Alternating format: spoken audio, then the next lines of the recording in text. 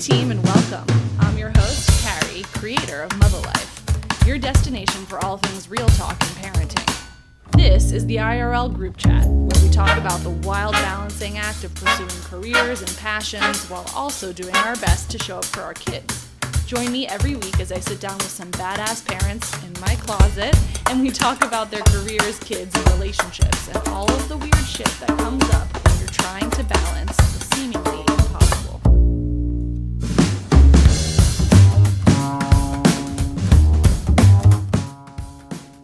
This guest is an absolute bona fide queen. Literally. Costume designer and producer Queensylvia Akuchie is on the show today. She's the costume designer for seasons 2 and 3 of Bel-Air on Peacock and has been working in costume design in TV and movies for more than 15 years. She's worked on the Equalizer franchise, Gone Girl, Grand Crew, Alex Cross, and so much more. When she's not costume designing on some of the coolest sets in town or styling A-listers like Tyler Perry and Kenya Barris, she's with her number one fan, her daughter. This episode is for all the single parents out there who are grinding at work and still somehow showing up for their kids with energy reserves I didn't even know existed. Enjoy. Welcome to the closet. Welcome to the pod. Happy to have you here. Yay. Okay, I'm going to try not to cry. Oh my God. Yes, last week somebody cried. I'm like... No, this is... Like, she's my all the things. Okay, so first of all, if you've met me before, you know that I will cry at like a commercial... or if somebody looks at me the wrong way. So, like, this is a safe space for crying. Last week, we talked to a mom whose kids are in their 20s and 30s, and, like, she still cries talking about her kids. Like, it's just... I can't even imagine, like... We fucking love our kids. It's crazy, yeah. And we also love who we are outside of our kids. So, and it's a lot to figure out how to do both of those things together. So first, let's start before you had a kid, because you were a fabulous person before that. It's just you keep adding to the fabulosity. Is that a word? You decide you want to be a costume designer when? So I decided I wanted to be a costume designer. I was in college, and I was watching TV, and I like a Spike Lee movie. And I was like, who put clothes on these people? This looks so interesting. Like, it's so cool. And I was actually in school for like, I wanted to be a lawyer. I knew I wanted to be an entertainment lawyer. Okay. That was kind of where I was at. But I loved learning, and I loved, crazy enough, politics at the time. And so I got a degree in economics. Okay. Yeah, my undergrad and master's was in economics, and I was just like, I just want to be a lawyer, and this is like the route I wanted to take, right? But you always had some sort of entertainment bug, though. No, for sure. I did also, so backstory, I did all the fashion and film things at my college, right? Where'd you go to school? I went to Clark Atlanta, and Nice. then I also went to Georgia State. So I would do I was like president of like the film costume design team at school. So I did things like that, right? Like as like just like things like that. Well, just like things like that. Like we were all doing things like that. Well, it was just kind of like a pastime and more like a hobby. Things that I didn't realize that I can actually make a career from, because I'm a first generation American, Nigerian. Shout out Nigeria. That's Nigeria. very true, Nigeria. And so my mother was like, I didn't come here for you to like be an artist, right? You have to be a lawyer, a doctor, accountant, engineer, scientist, something like that, but like the arts was just not a thing, right? So it never sparked my mind that I can actually do this as a career, although I may have known it was a career, but it wasn't an option for me, right? It's a career for other people. And so until I got an internship, and that internship turned into a job offer. Where was it? So I was actually styling in music. Ooh. Right, I know. I could see that for you. Yeah.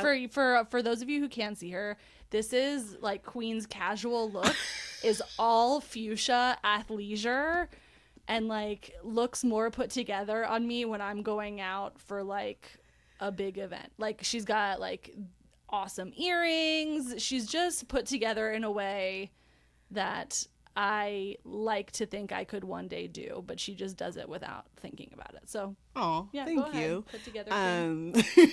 So I started in music actually, and I was doing music artist. I was living in Atlanta, and started interning, and then an internship turned into a job offer from a record label. Capitol Records, and then it just kind of spawned on from that.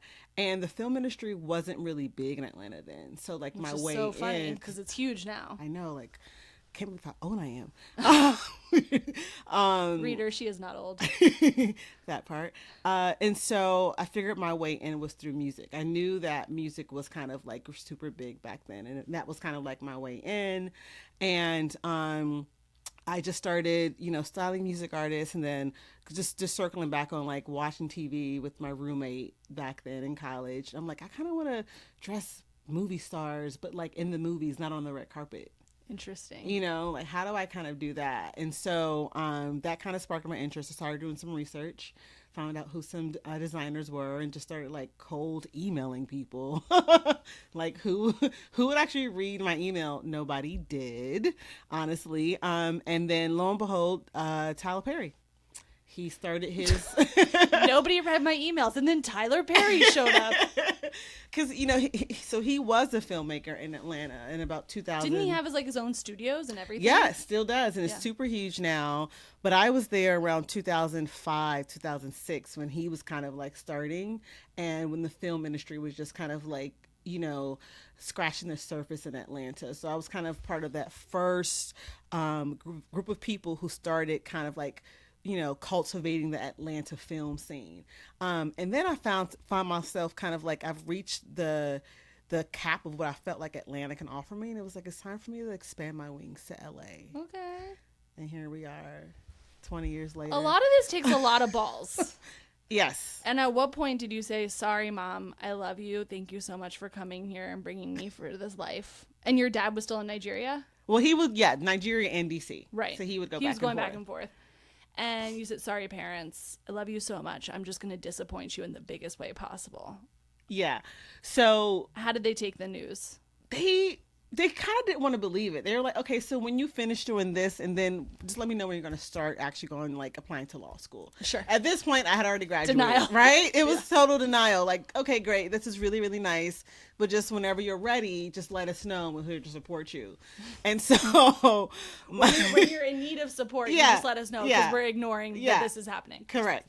So I think it stuck for them when they started to like be able to brag on me with their friends and see my name on like a television screen and the credits and tell their friends, like Africans love bragging on their children. Like we're their investments, and they just want to brag on their accomplishments because our accomplishments is their accomplishments. 100%. Jews are the same. Jews are the same. We do the same thing. So once she realized that one, I can take care of myself without asking her for money anymore. That's a big one. And two, she can brag on me. And three, I can actually start helping her. Right? Ding, ding, like ding. I can start like, hey Mom, we're going to go on a trip, but I'm covering it this time. And she's like, wait, you're covering this $10,000 trip? And I'm just like, yeah, So I think that's when she realized like, all right, this is business for her, and she's taking this really serious. She's taking care of herself, and she's becoming successful, and I'm happy for her. And I think that was the point they were like, okay, well, and I can share this on Facebook. Yeah, exactly. Right? And law school is out of the cards. Oh, thank God. So then you moved to LA, and did you know anyone in LA when you got here? I know a few people. So I would always come to LA for work. A few months at a time. Like I would always nudge the idea of coming here. So I would my agent would get me jobs here for a month or two. I think the longest one may have been like 6 months or so. So I kind of like had a fair playing around and knowing that like LA was going to be my home at some point. But just making that move from the East Coast to the West Coast was also very daunting and scary because because not knowing, I knew a few people, but not knowing, like not having my community here, right? Not having family or like really, really close friends to kind of like help me. And so that part was always scary. And so, but once I made it, I always say to myself, one, I wish I would have moved earlier. And two, I'm so happy that I did finally move. What's was there ever any situation early on where you're just like, how did I get here? Like, I'm on this set, I'm hanging out with Tyler Perry. Because then you went on to, like, style him for things. Yeah. Like, it wasn't just, like, you were some anonymous person and this like you knew him personally. Yeah. So You know him, I should say. right. So the beauty of that with TP is that, once he does kind TP. of TP, right? Is that what the in crowd calls him? Sort of. A lot of Oh. people call him Mr. Perry, but like I'm like TP. Okay. TP. Yes, it was kind of like, wow, I am here, right? But also there's a part of me, it was like, oh, I belong here. Right. You know what I mean? Yeah. It was just like, and also like, now that I'm here, what's next? That's kind of been my mindset. Like I always try to operate in excellence. And like, if I come into a room, how do I make the room better and leave and add value? Like that's just standard, right? So who you are. It's just it that totally is. And so yeah, so actually being there and actually being like, hey, like this is actually tangible, and not having like, I had no mentors. Right. I had no like, this is how you do it, and still don't. And like, was there like a fuck up early on where you're just like, oh my god, this is so cringe looking back on it now? Many fuck ups. Many in so many different ways. But fuck ups are like lessons, and you learn, and you also pivot. And you become a mastermind of how you do things. And like, even like, I love that I had so many fuck ups. Can we just keep on saying fuck ups? Yes, this is where this is where the word fuck lives. Love it. I love that I had so many fuck ups, because I always say to myself, in like parts of my team, like if I didn't have those fuck ups, I would not know how to like manage newer situations. Totally. Right. So always loving to like, I love a challenge because it makes me stronger, better, wiser, and just to find a new way to just like solve problems. So when you came into the industry, you came into a unique space in the sense that it was a first and foremost Black creative space. I mean, this is Tyler Perry's world that he has created in kind of a unique way for the first time. Then you come to LA and you're sort of out of that bubble for the first time. Does it feel different when you're on productions that the like creative boss man mastermind isn't? Oh, absolutely. I mean, I think so while I was in Atlanta, one of the reasons why I kind of like fell into the Tyler Perry nook was because there were a few other filmmakers, maybe one other Black filmmaker. His name was Will Packer, but there were also other Caucasian filmmakers where like they wouldn't even like, and like I was invisible to them. You know what I mean? So like I kind of fell into the Tyler Perry world because I was African American, and because like, hey, he's like, I see you, right? No one else saw me. And so once he saw me, then I worked other places in Atlanta too, but I was always the only one, right? The only Black girl on set. Right. And I never was able to grow in my career in other productions except Tyler Perry, right? Like I knew I wanted to be a designer. Like I always wanted to be a designer, but I ended up being a set costumer, a buyer, doing other jobs in costume design in lower tier levels because like no one else saw me. Right. So it was always hard. And then coming to LA, it's still hard, and it's even harder. How long have you been in LA now? I've been here for 6 years. Right. And even with Ruth Carter, who's actually double Oscar winner for costume design. Her, I think 2 years back to back, or maybe she skipped a year or two. But her paving the way for a lot of us African American young costume designers, still hard. But we're able to slowly be seen, slowly be heard, and there'll be a time where we don't have to do that.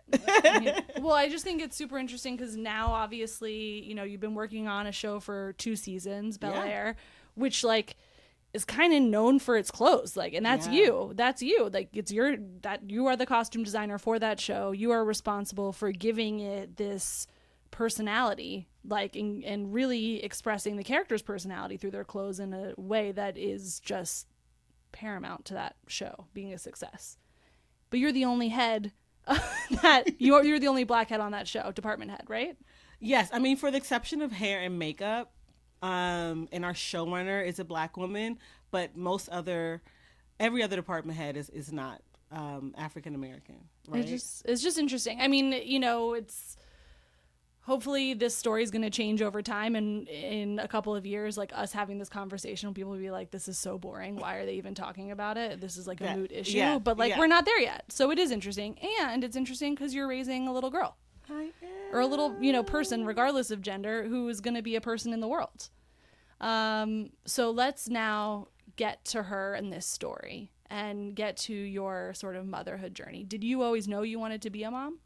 Yes, I always knew I wanted to be a mother. I always knew that I wanted to have a mini me of my own to care for and nurture, and just give her or him, whoever that would have been, Whoever showed up, a window seat to my life, and give her or him the best life, her now that she's here, the best life that I could possibly give her in my bandwidth. Always knew. So you always knew you wanted to be a mom. I did not. So I'm always interested, because I do think some people figure it out later, that they're like, oh, I'm up for it. Or like, this is like a core part of who I am. And so you knew you wanted to be a mom. When did your then partner, how old were you when you guys sort of decided to start this journey together? So we met at about 28.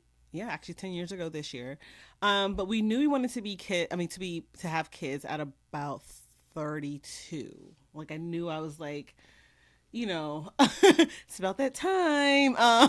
So I knew I had to start thinking about it now. And it was kind of like, okay, well, let's get ready. But I'm like, when are you ever ready? You're not. You're never ready, no matter what. And so around that, about 32, I was like, okay, let me start thinking about this and start planning ahead for my life and kind of figuring out how to make this possible. And was your mom still with us then, or no? No. So how old was she? How old were you when she passed away? I was 28, 10 years ago. That's hard. Yeah, 10 years ago this year. Wow. Next month. I know. Fun fact. My mom, I think I've shared this with you before, my mom and Simi. So my mother transitioned August 24th, 2014. Simi was born August 24th, 2020. That's crazy. So like 6 years to the day. And my due date was like September 20, like a whole month early, right? So literally incredible, just came right back to me. Incredible. And do they share any sort of similar traits? Oh, they're the same. I call her mom. And funny enough, my mother called me mom, but I'm like, Mom, just relax, because they're the same. Just reincarnated. Incredible. I can't begin to imagine whether you don't have a mom because you never did, or a parent in that way because you never did, or because they were taken too soon, entering this chapter of life without having that sort of support.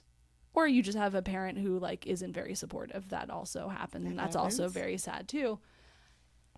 I can't imagine what it must have been like to have Simi come into this universe. Who are you calling for advice, for support? Like, how are you figuring it out? Let's add COVID and pandemic in there too. Yeah, of course.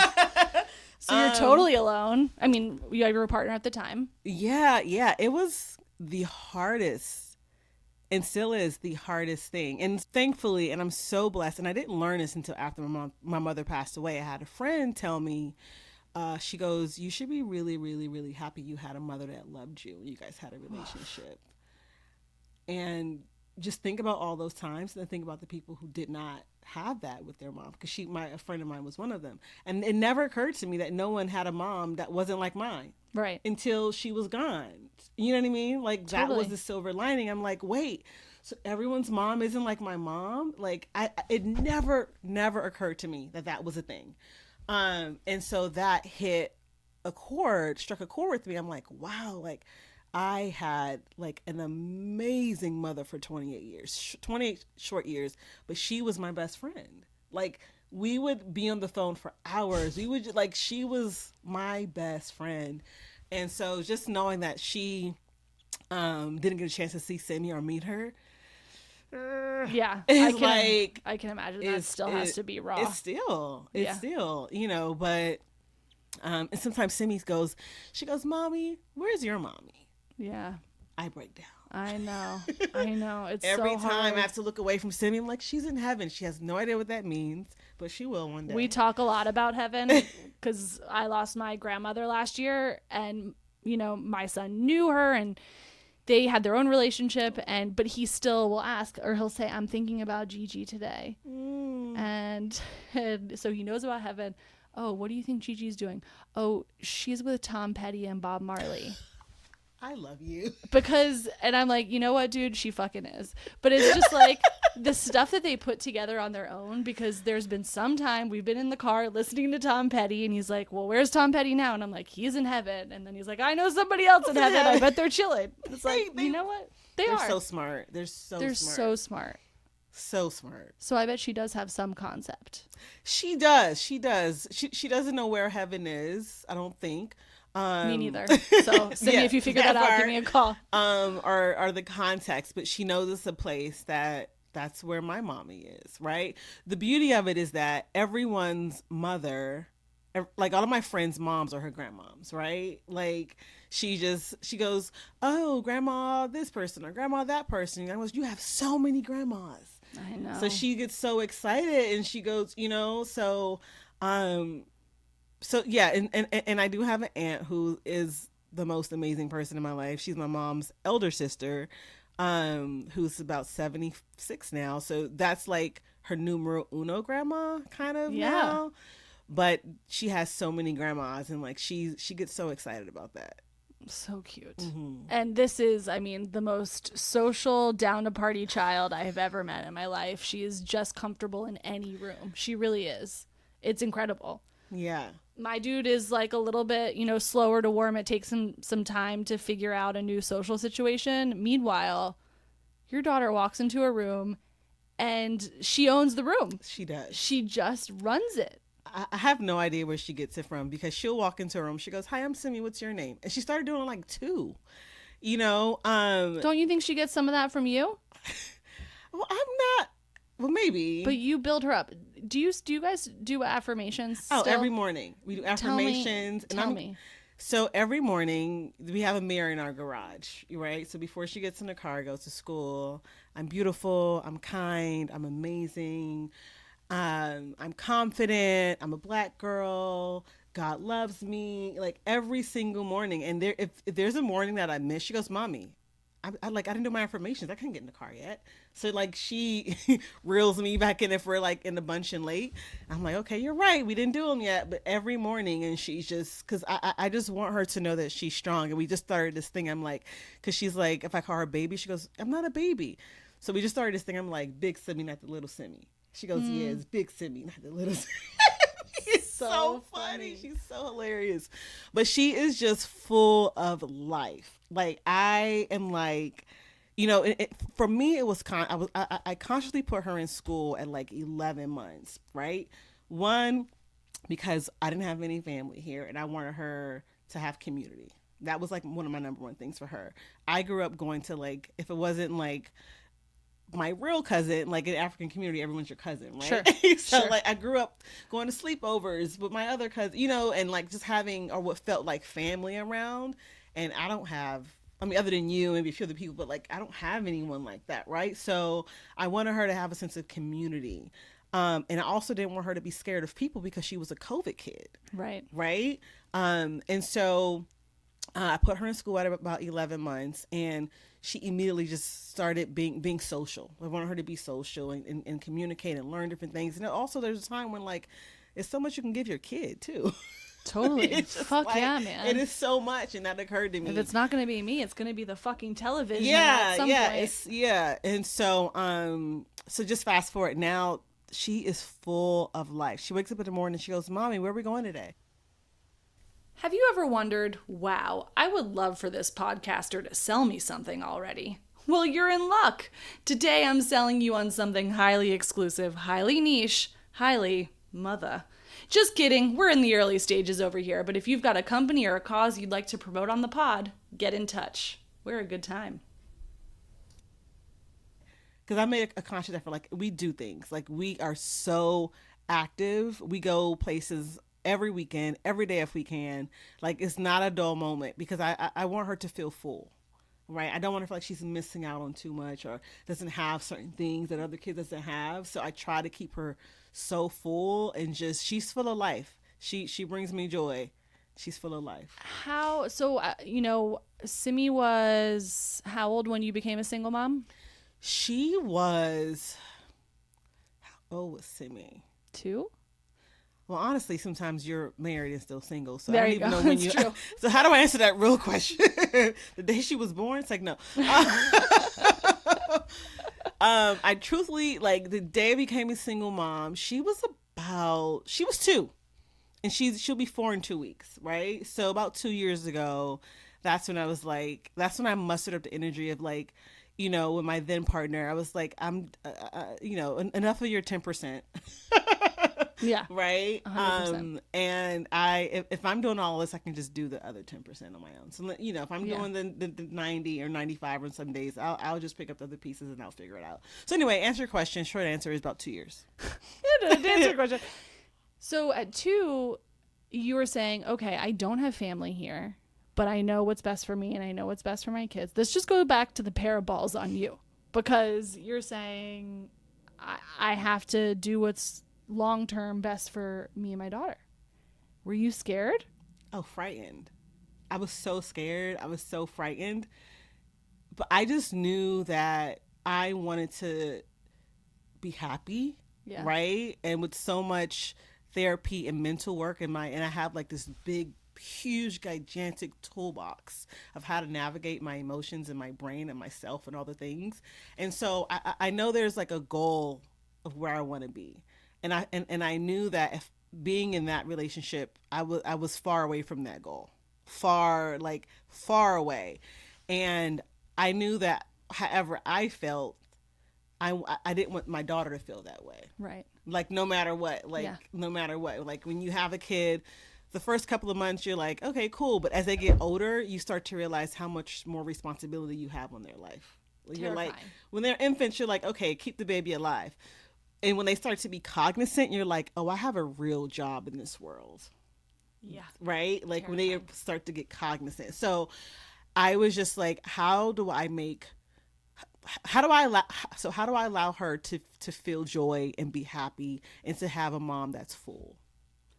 And now, I mean, there are just like all these logistical questions that I always wonder with single parents, because there are only so many hours in the day, and sometimes you work 18-hour days on set. Yeah. It's like some crazy shit. Yeah. Who are you pulling in? Who is the community that's like enabling you to crush it at work, which you are, and still, have all the support for Simi? It's so complex because, sometimes like when people say, I'm a single mom, or I'm a single dad. But I'm like, how single mom or dad are you? Right. Because that is so, it's just, it has a full spectrum and a full range. Right. Like, are you co-parenting? Do you have active grandparents? Yeah. Like, what does that all look the like? things. And I always say this, right? And I always felt like one should actually, I don't know, a docu or whatever about like single parentness and like the actual spectrum of it, right? And for me, it starts with being a first generation African. Like, I have a huge family. They're just in Nigeria. Yeah. Like, huge. My mother was one of 17. Holy shit. So, wait. Yeah, I have, and I'm so close to all my family. So but they're just not One here. body made 17 people? Yes. Oh my God. 17. My vagina is That part. just like contracting into my body right now. So starting with like not actually having, and I have family everywhere now. Like most of my family is in Nigeria, right? But we're huge. I have family in Canada, in Norway, London. I mean, they're everywhere. Nigerians travel so much. So not having just like immediate family here. I think my closest immediate family is in Sacramento, which is my aunt, and a cousin. My sister is in DC with my dad. So like, that just not having them around is one thing. And then also the other part of it is like, how do you and your co-parent and like what stage are you at co-parenting if there is a relationship and there's not. And so you know, right now for us, there's not. One day, I'm sure there will be. So I am like a 24/7 mom. Yeah. Like if it's not me, There's it's no nobody. backup. Yeah. There's no backup. There is no, hey, I'm not available right now. Can you pick her up? I just don't have that. So if I have help, it's paid help. Yeah. That's just it. Like I have a couple of nannies that I can call to see who's available. And if I'm still working, I pick Simi up and she comes right back to work with me. Hangs out at the studio. She, you know, luckily everything is in this area right now that I'm working on. Well, I live in Studio City. Can I say that? Yeah. Okay. I live in Studio City. Nobody try and find her. That part. And her school is it's around the corner, so it makes everything easier. There are like 2 or 3 nights a week where I'll have like the nanny pick her up, you know, and take her home, and then, you know, I'm there for like dinner, bath, bedtime, and kind of make it that way. But it's hard, but it's all the help I have is paid. Yeah. That's just it. It's intense. I mean, obviously, you know, you can always drop her off here. Obviously. That will happen. She'll be running the house. She'll be running the house. I'll happily let Simi be in charge. And on top of, you know, you've thinking about her education, what you want for her. She's doing tennis. Is she doing tennis? Did I make that up? She's about to do tennis. She's about to do She's tennis. about to do tennis. She's been doing dance for a long time. Oh, like 2 years now, since she was 2. You are doing things. It's like the classic adage of like, if you want something done, give it to a busy person. Like the amount you are able to squeeze into a day still baffles me. I still don't understand how it happens. I'm always tired. That's for sure. Not always, but most of the time. Most of the time, I'm pretty exhausted. And I assume that leaves like very little room for dating or having a social life outside of what you're doing with Simi. Yeah, I mean, or are you figuring that piece out? I'm navigating and figuring it out, right? Because for me, all inquiries can be sent to my DMs. Oh yes, please do. So it's kind of beautiful. So when I decided that I wanted to be happy and how it looked for me, I was like, I still want to have a social life. At some point, I'm going to date again. I want her to be full. And I just tickled by like, give someone busy work. Like, that's me. I have friends like, you don't know how to sit down. Like, I can't, I have to always do something. Not a good thing. But you get a shit ton of stuff done. I do. I just can't be stagnant, right? But, you know, just going back to Simi, I just always wanted her to feel full. So she does dance, she does swimming, she does soccer. She's enrolled in tennis. What else? I'm missing something that she does. Gymnastics. She has funny enough. Here's also beauty in it. So one of her nannies is like a gymnast. So like she has a personal. Oh, excuse her. I know. It's just like so she's learning all the things. So she does gymnastics. So like she is so full, but also like even after I put her to bed, and if the nanny needs to stay until like 2:00 in the morning while I go out and have a drink with a friend, then I do that. Yeah. Then like because that's what's going to bring me joy, and I always also too. Something that I started doing when I left her dad was showing up for other people, showing up for myself. Because when I was with him in our partnership, I found myself, and a lot of women do this, is we start to drench ourselves in our relationship. And some of my relationships kind of like dissolved, right? So I had to figure out a way to like, this. I can't let this happen. Like I have to be conscious about like, you know, the energy I put out in the world and what that means to me and what I want to come back to me. So I was like, no matter how tired I am or if I can do it, if I have just an hour, you know, I'll get dressed and I'll show up for someone. You do. You sent me, like, you've delivered the best, like the best. If you need a postpartum gift package, like this is who you want delivering the care package. It was the most, also like, you also have time in all of this to like go hiking and be healthy and like you're like feeding your kid amazing food that I want you to feed me also. It's just nuts. It's incredible. Thank you. It's tiring to think about. It is. I work out every morning, especially if I'm not like on set. If I am on set, I'm like on my Peloton in the evening. But like every morning, I hike. It's meditative. It's restorative for me. It just helps me all in all. Like I just go to Fryman every morning and just go for a hike. And I love to eat, and I love good, clean food too. Even last night, like you're gonna laugh at this. Samima had like Chilean sea bass with like literally not even joking, with like asparagus, and I made this butternut squash souffle. You would love it. Excuse it was her? So good. And she's like, "Mommy, more." Okay, I'll take that recipe. It was really I good. will eat that. My child will eat nothing. So she never hit a picky phase?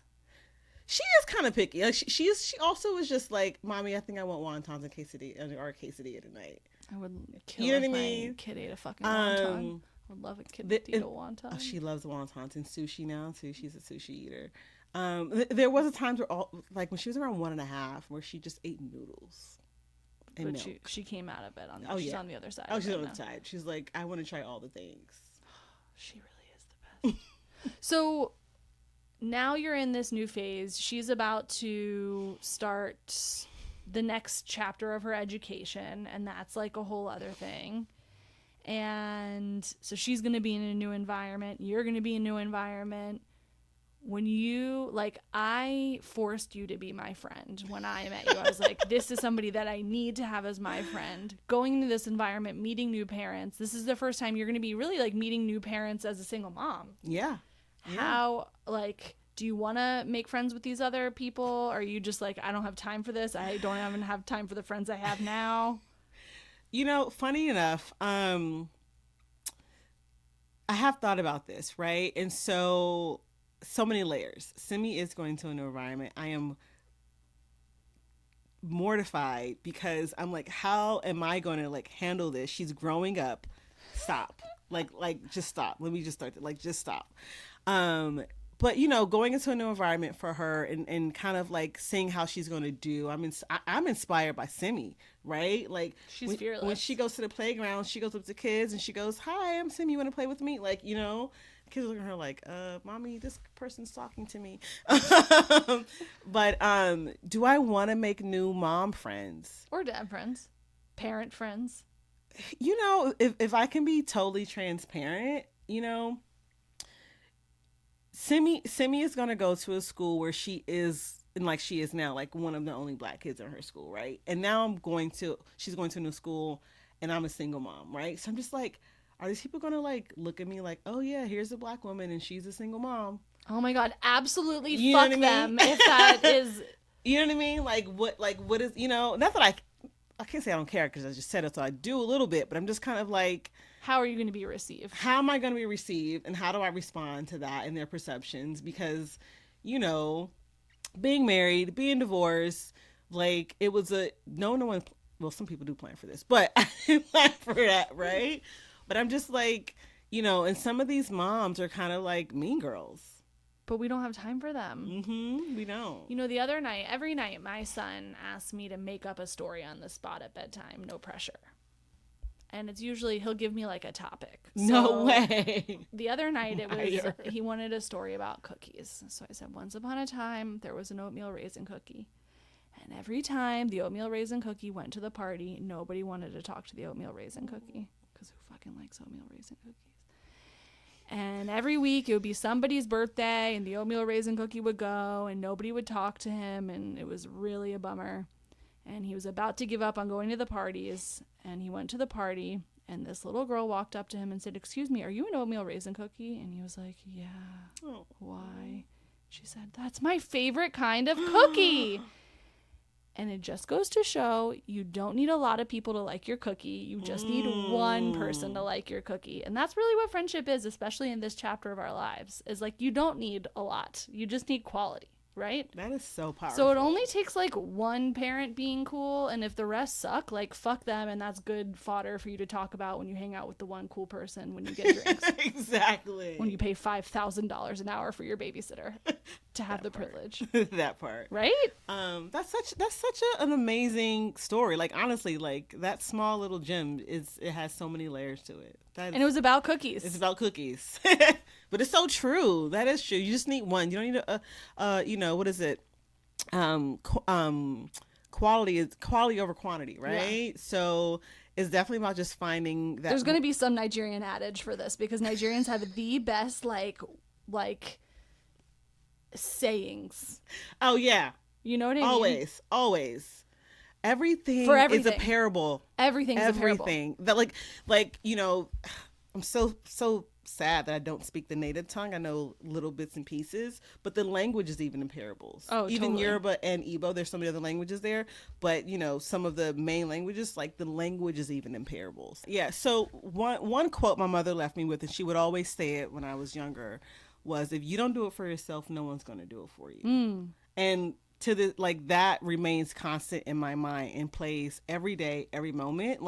And it's true, right? If you don't do it for yourself, no one is going to do it for, not in this world, definitely not in this country.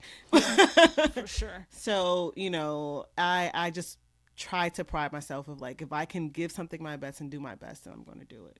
When you watch Simi and she is getting older, and they both are somehow all of the time, are there things that you say, this is what I want for you, or I really hope you don't? We joke, we're like, oh, please don't be an accountant. It's it's a joke. If you're an accountant, I have a lot of respect for what you do. I don't totally understand it, but I'm proud of you. Yes, same. But we joke, as we're an artistic, creative family. It's don't do that. Is there anything that you're like, oh, Simi, don't be a costume designer. It's too hard. I haven't said don't do something, but in your mind. Oh, absolutely. Oh, not to her. Oh, I'm like, yeah. Oh no, for sure. So she's on this thing where she's like, I'm going to be a veterinarian. She loves cats. I don't have a cat. I'm not a cat lady. She also into cats in this house. Cats. I have no idea where she got it from, but she loves taking care. One thing about Simi is she loves taking care of people, babies, and things, animals. She's very, very charismatic. We went to the park yesterday, and she doesn't want to play with the 4-year-olds, right? She played with an 18-month-old and was sweet. Showing little baby how to ride the scooter. Okay, she's hired. Helping bring she is so helpful and caring.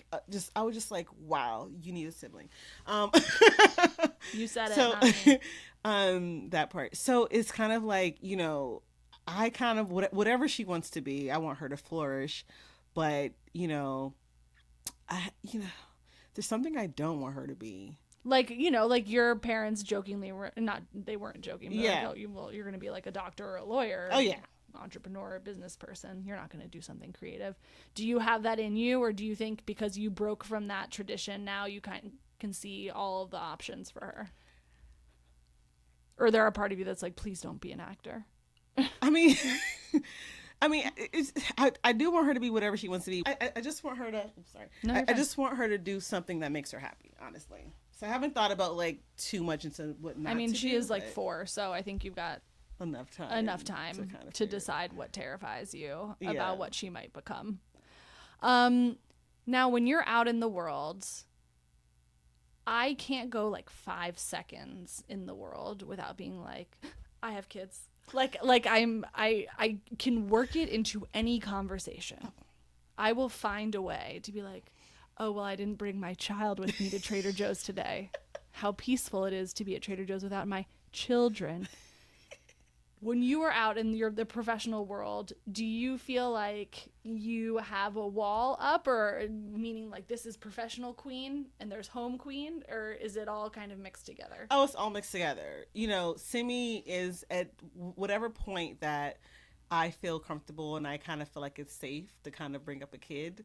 I do. And it just comes out, honestly. It's just kind of a normal part of a conversation. Yeah. Of you want to go someplace? Oh, I have a daughter. I can't do that. It's just part of it. But also too, kids bring joy, right? It's true. To any conversation or anything you're doing, kids always bring joy.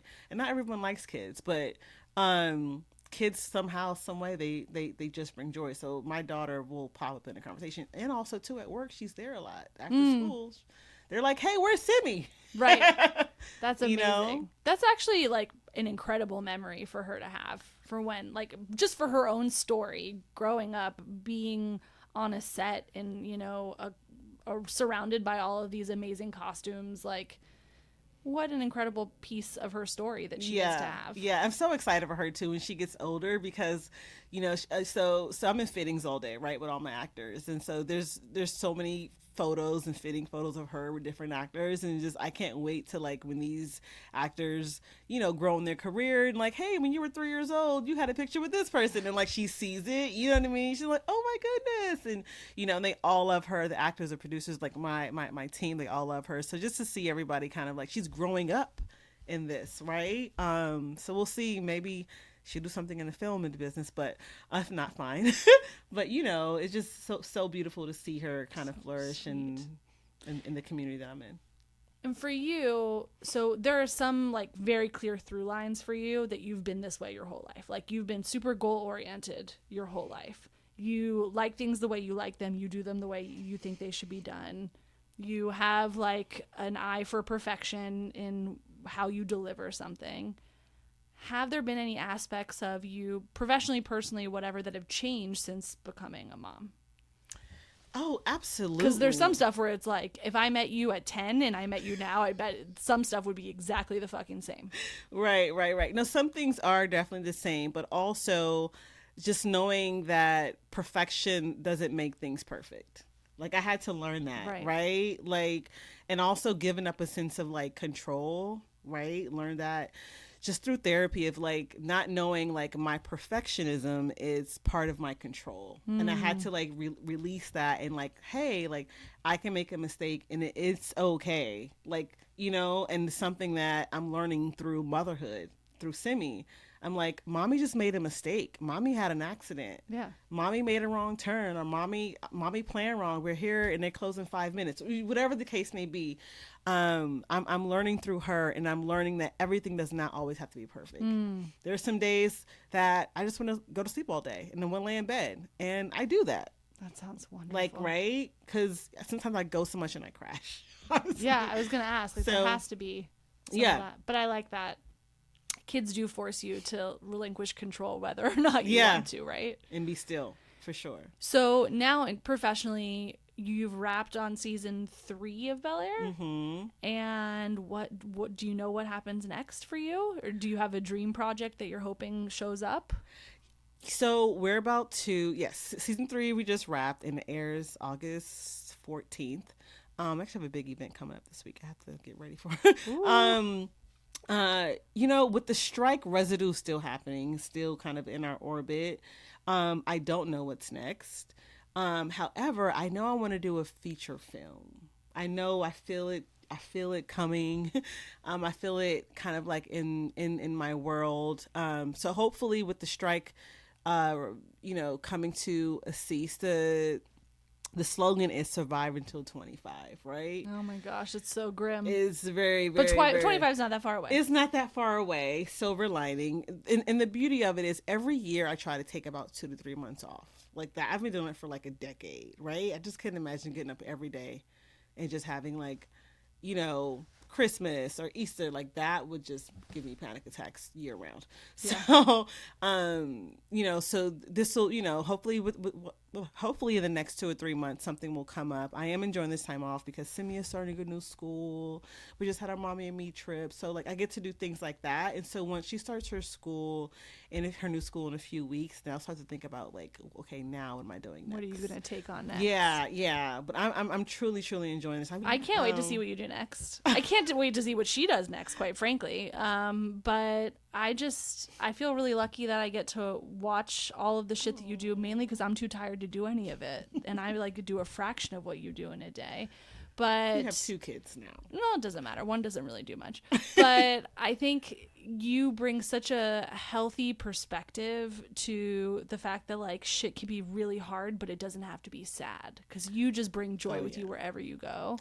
And it's a good reminder, like for me, when I'm being a grumpy bitch sometimes, it's like, actually, I don't have to be grumpy right now. I could choose to be silly or happy. And, I hope that people listening to this conversation realize that they could choose to be silly and happy and joyful too. Yeah. And in pain, there's beauty, right? Yes. In pain, there's beauty, and they can coexist, right? But now when there are things or challenges I'm having, I always try to find the silver lining, right?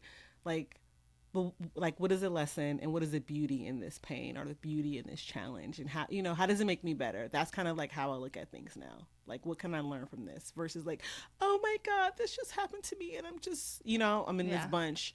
So I just try to find the beauty and the joy out of a situation, and that helps me.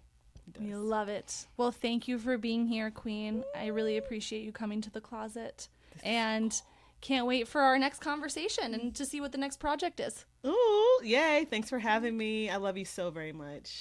Thank you. Thanks for listening. Be sure to tune in next week for another chat in the closet.